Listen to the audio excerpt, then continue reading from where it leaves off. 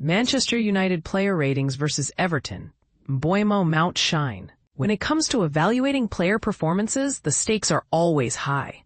Manchester United's recent clash with Everton in their final Premier League Summer Series match was no exception. Fans were eager to see how their favorite players would step up during this crucial pre-season encounter. The contest, which ended in a draw, offered plenty of talking points and some standout individual displays. So how did each player fare on the pitch? Let's dive into the details. One name that stood out from the pack was Altay Bayindir, though not necessarily for positive reasons. His handling of James Garner's free kick left much to be desired as he pushed the ball back into a dangerous area. Thankfully for him, Everton hit the post on the rebound, sparing further damage. It's fair to say his performance raised a few eyebrows, leaving fans questioning whether he can truly deliver under pressure. He earned a rating of 5. Ouch. On the other hand, Leny Yoro proved his consistency by being one of only 3 players to start all 3 tour games. His proactive approach on the field was evident once again, as he constantly looked for opportunities to distribute the ball effectively. For his efforts, he received a commendable 7. Meanwhile, Matthijs de Ligt showcased solid defensive skills, reinforcing his position as a likely starter over Harry Maguire when the season officially kicks off. A steady 6 for him. Luke Shaw faced more challenges against Everton compared to previous matches, such as the one against Bournemouth.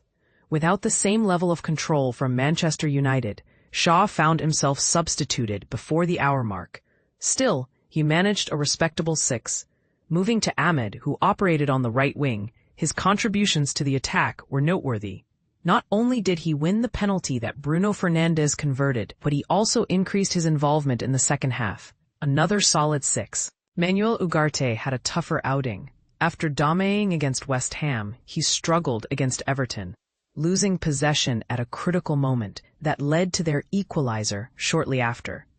This inconsistency earned him a lackluster 5. Similarly, Kobbie Mainoo occupied promising positions off the ball, but couldn't quite make an impact when in possession. He made way for Mason Mount, signaling perhaps a need for improvement. Another 5 for him. Diogo Dalot filled in admirably on the left wing, making a vital tackle to stop Beto, though he injured himself in the process. He later returned to his usual spot on the right when Bryan and Mbeumo exited at halftime. Dalot deservedly secured a 6. Speaking of Mbeumo, his entrance onto the pitch drew immediate attention. With just his first 2 touches, he elicited oohs from the crowd and played a key role in setting up the penalty. Mbeumo quickly formed connections with teammates like Matheus Cunha and Bruno Fernandes. His substitution was planned, but his performance was anything but forgettable, a well-earned 7. Bruno Fernandes continued to shine, accelerating attacks and calmly converting yet another penalty. However, his lapse in focus allowed Iliman Ndiaye to equalize. Despite this hiccup, he dropped back into midfield and contributed significantly to Mason Mount's goal, a strong 7 for Fernandes. As for Matheus Cunha, playing as the false 9, he connected well during the build-up to the penalty, but often dropped too deep, depriving United of a clear focal point in attack. A decent 6 overall. Off the bench, Patrick Dorgu replaced Mbeumo and brought natural width to the game, earning a 6. Harry Maguire, cheered loudly throughout the tour, delivered an important tackle on Beto and finished with a solid 7. Aiden Heaven wasn't as fortunate, scoring an own goal and ending with a disappointing 5. Mason Mount, however, lit up the field with a beautiful goal reminiscent of his first strike against Athletic Bilbao, earning him an impressive 8. Casemiro, unfortunately, never quite settled into the rhythm of the match, resulting in a lowly 5. Rasmus Højlund came on for the final 20 minutes, contributing enough for a 5. Lastly, Tyler Fredrickson made a brief cameo appearance, but there wasn't enough time to assess his impact fully. So, what do you think? Were these ratings fair? Do you believe certain players deserve more credit or criticism? This is where opinions can get heated. Comment below and let us know your thoughts. Bruno Fernandes calls out lazy Manchester United inside the team's pre-season struggles. In a thrilling turn of events, Manchester United's coach Ruben Amorim has come to the defense of Bruno Fernandes, who openly criticized the team's performance in their recent 2-2 draw against Everton.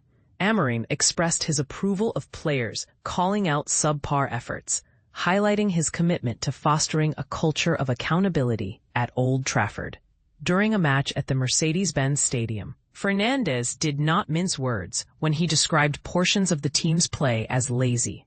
After the match, when pressed about his thoughts on Fernandes' statements, Amorim made it clear that he welcomes such candidness among his players.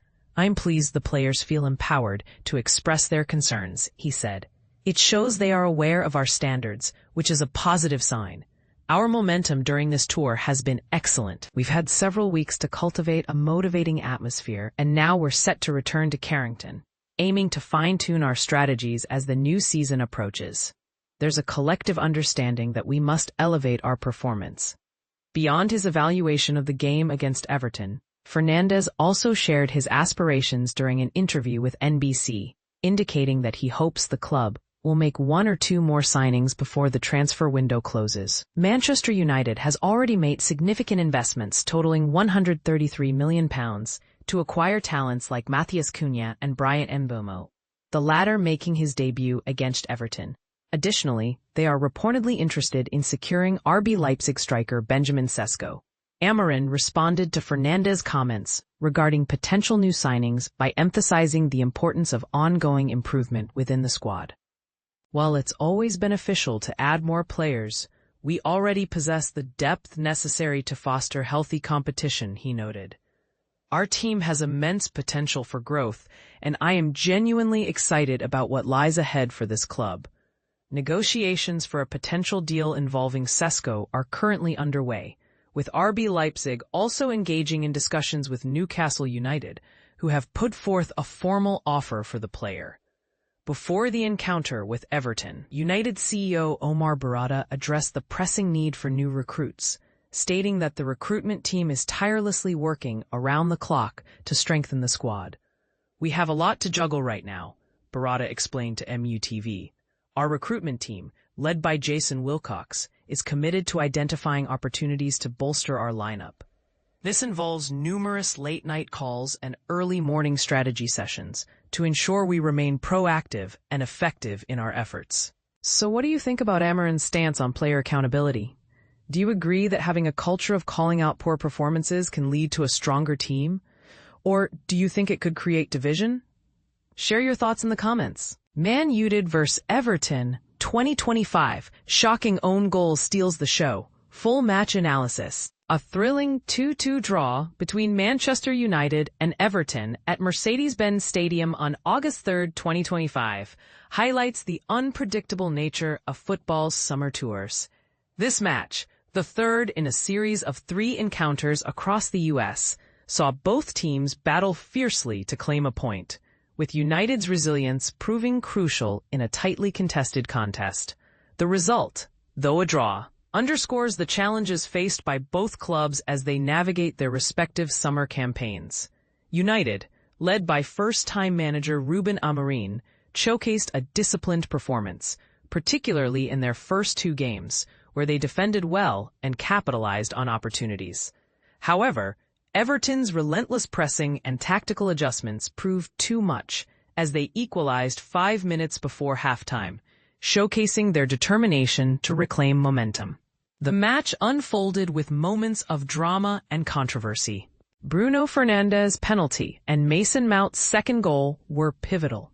But Everton's first equalizer came from Iliman Ndiaye, who scored after a swift counterattack.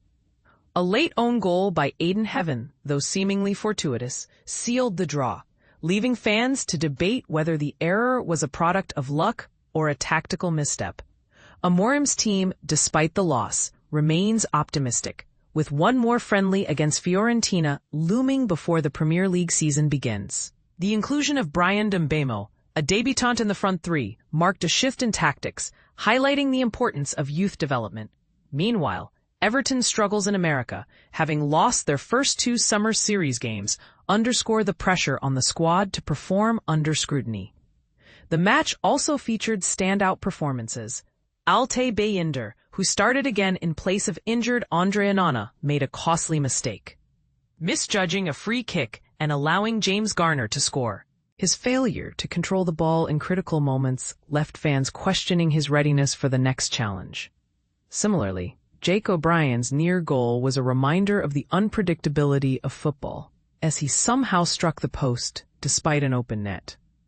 The game's climax saw United's defense held firm, with James Tarkowski adjudged to clear Ahmad's shot, and Fernandes converting a spot kick for the second time on tour. Despite the softness of the moment, the referee's decision drew criticism, with Tarkowski expressing frustration over the call. Fernandes, however, remained composed, celebrating his second spot kick goal as a testament to his resilience. Everton's second goal arrived in a bizarre sequence. Ahmad's clearance rebounded off Heaven, creeping into the corner, and NDI capitalized on the chaos. This moment, though accidental, became a symbol of the team's unyielding spirit. As the season progresses, fans will likely dissect every decision, from the referee's calls to the tactical choices of managers. What do you think about the referee's call on Tarkowski? And how does the team's approach to youth development reflect their future ambitions? #FootballAnalysis Summer Tours.